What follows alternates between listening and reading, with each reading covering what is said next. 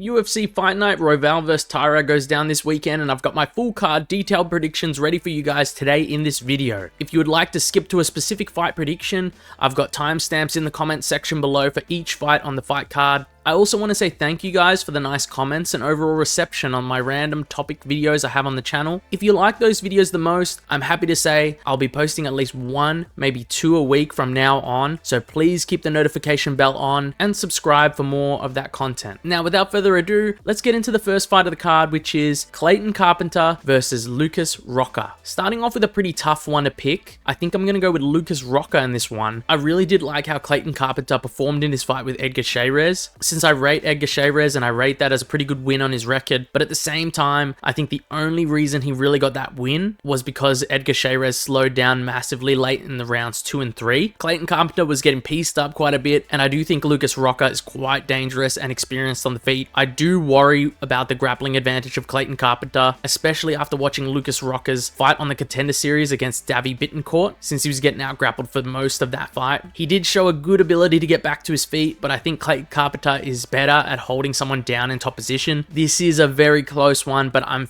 favoring the young guy, Lucas Rocha, in this one, and I'm moving on to the next fight of the card, which is Dan Argueta versus Cody Haddon. I'm going with Cody Haddon here. I had seen him fight once before against Steve Erceg when I was doing research during the Erceg versus Kai Kara France fight, and he looked pretty solid. Definitely a decent prospect and someone who I'm picking in this matchup. He's currently Australia and New Zealand's #1 ranked bantamweight, and I don't like Dan Argueta's recent performances. Right now, I'm seeing 1 win, 2 losses, and 2 no contests in his 5 recent bouts, which is not ideal. All the momentum on Cody Haddon's side, it seems, for this fight, and I'm obliged to jump on it. That's my pick, and I'm moving on to Julia Polastri versus Cory McKenna. Alright, so this is a short notice fight, since Cory McKenna was meant to verse someone else, but now they have been replaced with Julia Polastri. I think I saw that Julia is actually a favorite going into this, even though it's a short notice fight for her, and I do sort of get it, since she has a little more going for her than Cory McKenna. I also think she's a tough fighter, she's willing to scrap, and she has a pretty solid stand-up game when not facing a fighter like her most recent opponent in Josephine Knudsen. The only real concern for Polastri would be the grappling of Cory McKenna. If she can keep this standing, I can see her winning and out-gritting her. It really is a coin flip because of the late notice. If it wasn't late notice, I'd feel pretty happy going with Polastri, and I still think I'm going to favor her in this fight. So I just don't like it as much when it's late notice, but I'm going with Polastri to get this one done. Next fight is Sharaf versus Junior Tafa. I'm going to go with Junior Tafa in this matchup. One thing I want to talk about is a last-minute replacement. Chris Barnett is out and Sharaf is in, and I'm looking at his record and watching as much footage as it is available to me of him. The guy's 4-0 as a pro, 2-0 as an amateur on the record, with all the wins ending in the first round by KO, TKO. The only problem with that is the level of competition he's versing. It's really hard for me to tell since they end so fast, but I'll be honest, the guys do not look the best, and Junior Tafa has some of the best hands in the UFC heavyweight division as a whole. He's a dangerous guy. The only thing he lacks is a solid ground game, and that's something which I don't know if this guy has because of every fight ending in a KO, I'll be honest. So I'm siding with Junior Tafa in this one because he's fought UFC level competition for a longer period of time, and I believe he's a more technical striker overall. That's all I've got, and I'm moving on. Themba Gorimbo versus Niko Price. Themba Gorimbo gets this one done. I think this matchup on paper is relatively easy for Themba Gorimbo, and I can see a large amount of people on Tapology already siding with him. 89% of people believe he gets this done, and I agree with them. I think he's a solid grappler at this point, and at this point in Niko Price's career, I also believe that Themba Gorimbo is the more dangerous striker and finisher. I could see him getting a late rounds TKO or submission win in this fight over Niko Price. Quick pick, and I'm moving on. Jonathan Pearce versus Pat Sabatini. This one is pretty much a 50-50. I think I would slightly favor Jonathan Pearce in this fight just because I think that he can slightly put more work in the stand-up than Pat Sabatini, and I think that their grappling might cancel each other's out, since that's what usually happens when two grapplers meet. They sort of strike instead. It might end up depending on who's got the better defensive grappling in this fight, potentially, since they're both quite decent offensively. But if I had to edge it to someone in particular, especially because of the stand-up, I would lean slightly towards Jonathan Pearce. So that's my pick, guys, for that fight. I'm moving on to the next fight of the card, which is CJ Vergara versus Ramazan Temirov. Guys, I'm going with Ramazan Temirov. This guy's crazy active. He's got the finishing ability, and he's a prospect to look at going forward in the future, I'm pretty sure. It's not that I don't think CJ Vergara is decent, but I just don't think this will be a good fight for him. I've seen CJ lose to Asu Almabayev, who I rate and also Tatsuro Taira, who I rate, and they were both pretty bad losses, and even some of his wins were decently close, where he was taking some unnecessary damage. So as long as Temirov doesn't gas himself out and end up losing because of it, I think it's a pretty comfortable pick to go for in this fight. He's quite explosive, quite technical everywhere, and just an all-round high-level fighter. I'm going with Ramazan Temirov, maybe even getting it done in the early rounds. Moving on to the main card, Abdul Razak Alhassan versus Josh Fremd. Guys, I'm going with Abdul Razak Alhassan. I am a bit disappointed in Abdul Razak Alhassan's last performance, since it could have been a relatively easy win for him if he didn't go with all those back of the head shots in his last fight. I do, however, think that he is a level above Josh Fremd, and the only way I could see Fremd getting this one done is by out-grappling Alhassan like he did to his last opponent and winning a decision, which I don't really think he'll be able to do. Alhassan is pretty strong as a fighter, pretty quick pick, but I'm going to go with Abdul Razak Alhassan to get this one done, and I'm moving on down the card, guys. Daniel Rodriguez versus Alex Morono. I'm going to go with Daniel Rodriguez in this matchup, guys, and I actually do want to talk about this one for a bit. The thing is, I know both guys are UFC level, but compared to the top of their division, they both are just not up to standard. I was saying a similar thing in the lead up to Daniel Rodriguez versus Ian Gary, and look how that ended up turning out. And with Morono, it was pretty funny actually. I picked him to win in his fight against Niko Price, since I believe that he performs quite well all round on some occasions, but after watching that performance, I can no longer, in good faith, pick Morono to win until I see an improved performance from him. It was really that sloppy. I think I lean towards D-Rod, since he's most likely the stronger guy in the octagon, and he will have the advantage in the overall striking battle. I do worry about the grappling of Morono though, but D-Rod didn't get submitted or lose to Kevin Lee, so yeah, gonna go with D-Rod in this one. That's my pick, and I'm moving on down the card. Grant Dawson versus Rafa Garcia. I'm picking Grant Dawson to win this one. He had a pretty good comeback fight against Joe Selecki after being knocked out by Bobby Green, and I like his grappling, man. He seems to be a very strong guy who knows how to advance position, and he's constantly trying to work in some damage when he's on top position. He will be the bigger and faster guy going into this matchup, and I honestly believe he might be slightly better than Rafa Garcia on the feet. I don't know, guys. I didn't like what I saw in the last fight of Rafa Garcia's against Clay Guida, and that's what I'm really going off of here. I think Grant Dawson wins this, maybe even by a late round sub or TKO. Moving on down the card, Chidi Njokuani versus Jared Gooden. Alright, this is a closer one than people think, and I do think I'm going to go with the underdog in Jared Gooden in this fight. The reason I'm going to go with Gooden is because I've gone back and I've watched quite a bit of fight tape on these fighters, and although I think that Chidi Njokuani is the more talented fighter of the two, especially in the stand-up with his variety of strikes, his heavy kneeing game, his overall sharp punches, he does tend to fade very quickly going into the second and third rounds of fights, especially when a decent pace of a fight is put on him in the first round. And for some reason, I can just see Jared Gooden being able to take over from the end of the second and do well in the third, and I think Jared Gooden most likely wins this fight by a split decision after a tough first round. There's nothing more to really say on this. This is more of just a hunch pick with some of these matchups on this card, but I'm moving on to the co-main event of the card, which is Brad Tavares versus Jun Yong Park. This one's a close-ish fight for me, and I do think I'm going to go with Jun Yong Park here. I was rewatching old fights of both fighters, especially a specific fight with both fighters where they both lost to Gregory Rodriguez, and I will say one thing. I was hearing a lot of things about Jun Yong Park's ability in the stand-up before making this video, where people favor him only if he's able to get this to the ground, but his stand-up is quite decent. And rewatching the fight against Gregory Rodriguez in particular, I had seen that Jun Yong Park really did have a solid go of it in round 2, and he was putting the pressure on Rodriguez and could potentially have finished him if he was a little more careful and a little more precise when picking his shots. He ended up hunting for the KO, pretty overzealous, and he paid the price. Brad Tavares, on the other hand, sort of got out-muscled and outdone in many moments of his fight with Gregory Rodriguez before he got finished later on in the fight, and all this is really playing through my mind. I think I favor Jun Yong Park to win this, most likely by decision, since Brad Tavares does have pretty decent takedown defense, but this one is pretty close, guys. We're moving on to the main event, Brandon Royval versus Tatsuro Taira. Now, this one is a tricky one. If you've been watching the channel for a little bit, I've been quite hyped on Tatsuro Taira, and I do think he could be a future champion in the division, but is it too soon? That's the question at hand. I think I would still favor Taira to beat Brandon Royval, but I do think this is a very close matchup, and I believe that the odds should be close to 50-50 with a slight edge to Taira. I definitely think it's wrong to have Taira as an 80% pick by the Tapology community. Royval is a good scrambler, and he's able to get out of some tough positions on the ground, but he is held down and dominated in some rounds by Pantoja, and I believe that Taira's grappling might be good enough to secure a few rounds over Royval. I also think Taira might be more physically imposing than Pantoja and might be able to outmuscle Royval, especially in the grappling exchanges. Royval does make quite a few mistakes to allow the takedown of Pantoja in their fight, and I think someone like Taira will be able to take this fight to the ground and be successful too. This is a close one, super close, and I want to see how Taira deals with some adversity and going a full 5 rounds if it comes to it. I'm still going to go with Taira by decision or even a later rounds finish, but it's a tough one. That's it for my predictions, guys. If you have any suggestions for video ideas like the ones in my community post, please let me know in the comments below. I'm currently working on the most devastating knockout punches in every UFC division video right now, and it should be out in a couple of days. Also, if you like the video, please leave a like or a comment below letting me know. I really do appreciate any kind comments I receive, because the videos aren't easy for me to make as a beginner video maker, and they do take quite a bit of time. So anyways, thanks for watching everyone, and see you guys next time.